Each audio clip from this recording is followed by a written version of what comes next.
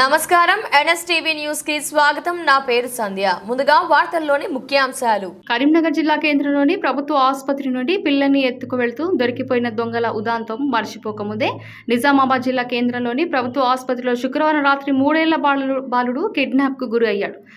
మాక్లూర్ మండలం బానిక్ బండార్ గ్రామానికి చెందిన ఓ వ్యక్తి తన భార్య డెలివరీ కోసం నిజామాబాద్ జిల్లా ప్రభుత్వ జనరల్ ఆసుపత్రికి తీసుకొచ్చారు.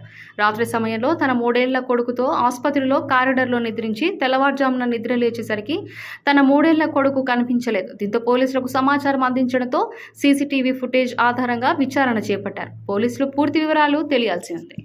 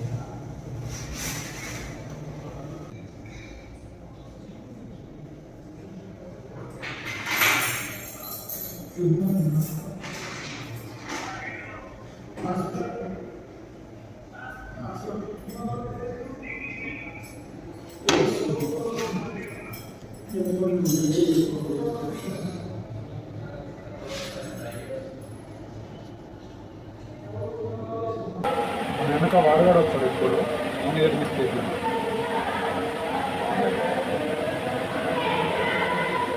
వాడు ఎంత మంచి